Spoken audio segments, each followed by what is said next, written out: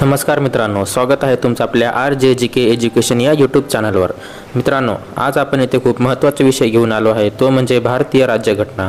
कोणती स्पर्धा परीक्षा असो त्यामध्ये भारतीय राज्यघटनेबद्दल 2-3 प्रश्न असतातच, त्यामुळे व्हिडिओला शेवटपर्यंत बघत चला। आणि जर चॅनलवर नवीन असाल तर व्हिडिओला जास्तीत जास्त लाईक करा, शेअर करा आणि सबस्क्राईब करायला विसरू नका।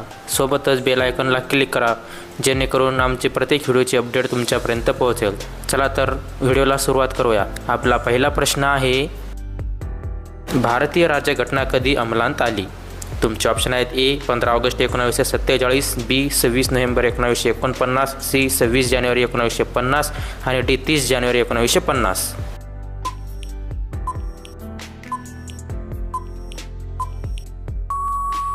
तर तुमचे योग्य उत्तर आहे 26 जानेवारी 1950। तुमचा पुढचा प्रश्न आहे, भारताचे संविधान किती दिवसात तयार झाले? तुमचे ऑप्शन आहेत: ए 2 वर्ष 9 महिने 20 दिवस, बी 3 वर्ष 11 महिने 10 दिवस, सी 2 वर्ष 11 महिने 18 दिवस आणि डी 1 वर्ष 10 महिने 25 दिवस।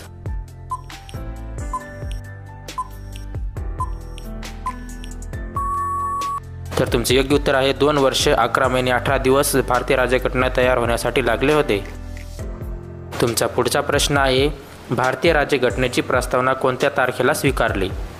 तुमचे ऑप्शन आहेत: ए 26 नोव्हेंबर 1949, बी 15 ऑगस्ट 1947, सी 26 जानेवारी 1950 आणि डी 30 जानेवारी 1948।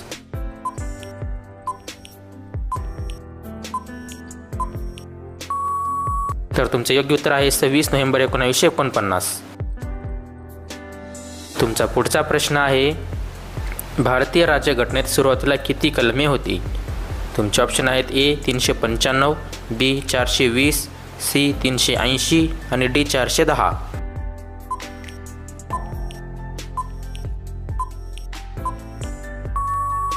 तर तुमचे योग्य उत्तर आहे कलम 395। तुमचा पुढचा प्रश्न आहे, भारतीय राज्यघटनेत किती अनुसूच्या आहेत? तुमचे ऑप्शन आहेत: ए 10 अनुसूच्या, बी 12 अनुसूच्या, सी 11 अनुसूच्या आणि डी 9 अनुसूच्या।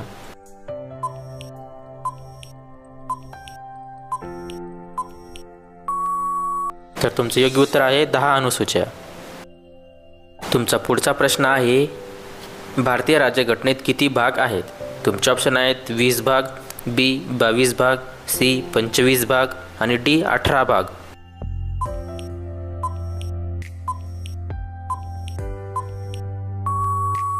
तर तुमचे योग्य उत्तर आहे 22 भाग। तुमचा पुढचा प्रश्न आहे, भारतीय राज्यघटनेचे जनक कोणाला म्हटले जाते? तुमचे ऑप्शन आहेत: ए महात्मा गांधी, बी डॉक्टर बाबासाहेब आंबेडकर, सी राजेंद्र प्रसाद आणि डी पंडित जवाहरलाल नेहरू।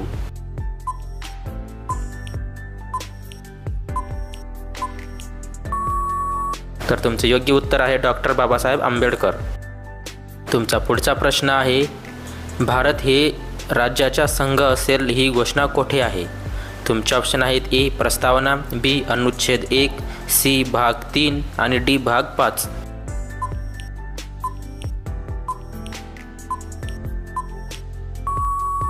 तर तुमचे योग्य उत्तर आहे अनुच्छेद 1 मध्ये संघराज्य आहे असे म्हटले आहे। तुमचा पुढचा प्रश्न आहे, भारताचे राष्ट्रपती निवडणूक कोणत्या पद्धतीने होते?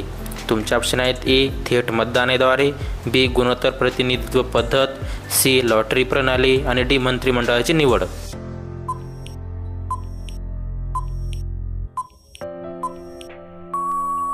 तर तुमचे योग्य उत्तर आहे गुणोत्तर प्रतिनिधित्व पद्धत। सरपंचाचे कोणत्या पद्धतीने होते मित्रांनो, कमेंट बॉक्समध्ये सांगा। तुमचा पुढचा प्रश्न आहे, राज्यसभेतील सदस्यांचा कार्यकाळ किती असतो? तुमचे ऑप्शन आहेत: ए 4 वर्ष, बी 5 वर्षे, सी 6 वर्ष आणि डी 7 वर्ष।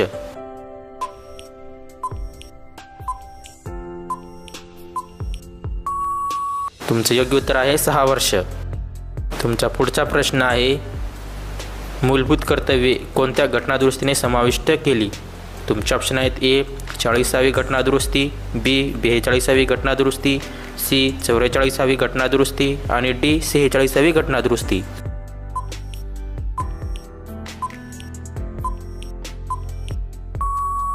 तर तुमचे योग्य उत्तर आहे 42वी घटनादुरुस्तीमध्ये मूलभूत कर्तव्य समाविष्ट केले आहे.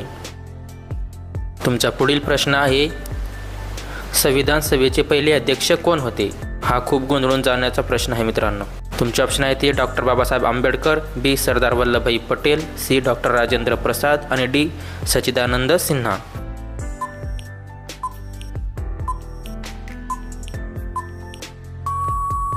तर तुमचे योग्य उत्तर आहे सच्चिदानंद सिन्हा. तुमचा पुढचा प्रश्न आहे, भारताचे पहिले राष्ट्रपती कोण होते? तुमचे ऑप्शन आहे ते राजेंद्र प्रसाद, बी सर्वपल्ली राधाकृष्णन, सी जवाहरलाल नेहरू आणि डी वल्लभभाई पटेल.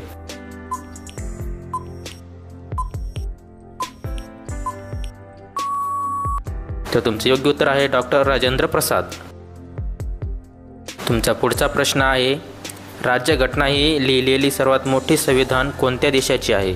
तुमचे ऑप्शन आहे ते अमेरिका, बी भारत, सी चीन आणि डी रशिया.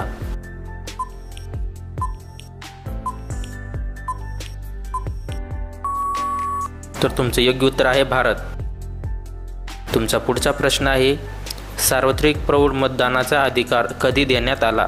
तुमचे ऑप्शन आहे ते 1950, बी 1952, सी 1947 आणि डी 1949.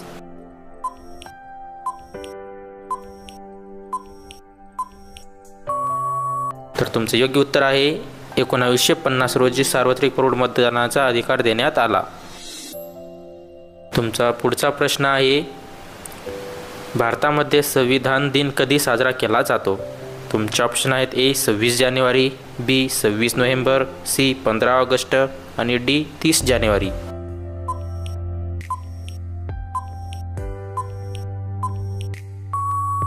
तर तुमचे योग्य उत्तर आहे 26 नोव्हेंबर रोजी संविधान दिन साजरा केला जातो. तुमचा पुढचा प्रश्न आहे, संविधानाचे रक्षण करण्याची जबाबदारी कोणाची आहे? तुमचे ऑप्शन आहे ते संसद, बी सर्वोच्च न्यायालय, सी पंतप्रधान आणि डी मुख्यमंत्री.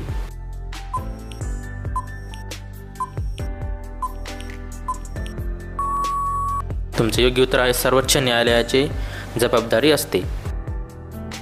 तुमचा पुढचा प्रश्न आहे, अनुच्छेद 370 कोणत्या राज्याशी संबंधित होता? तुमचे ऑप्शन आहेत ए गोवा, बी जम्मू काश्मीर, सी आसाम आणि डी नागालँड.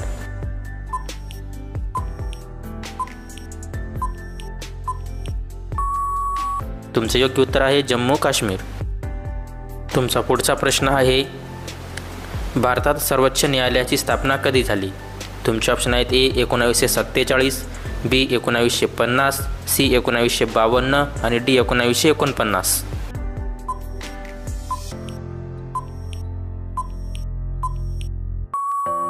तुमचे योग्य उत्तर आहे 1950.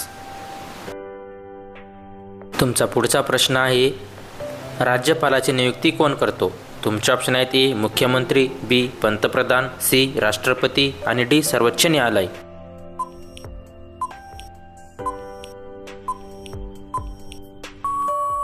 तर तुमचे योग्य उत्तर आहे राष्ट्रपती राज्यपालाची नियुक्ती करतो.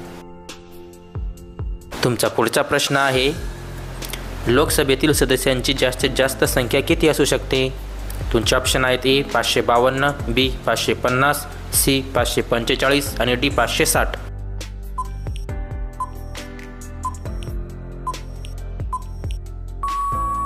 तर तुमचे योग्य उत्तर आहे 552. तुमचा पुढचा प्रश्न आहे, भारतीय संविधानात धर्मनिरपेक्ष शब्द कोणत्या दुरुस्तीद्वारे घातला गेला? तुमचे ऑप्शन आहेत ए 40वी, बी 42वी, सी 44वी आणि डी 52वी.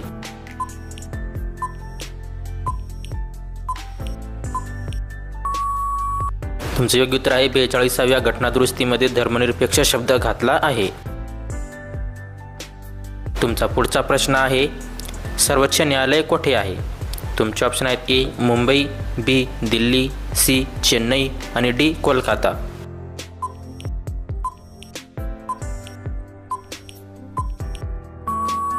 मित्रांनो, याचं उत्तर तुम्हाला द्यायचं आहे. कमेंट बॉक्समध्ये सांगा.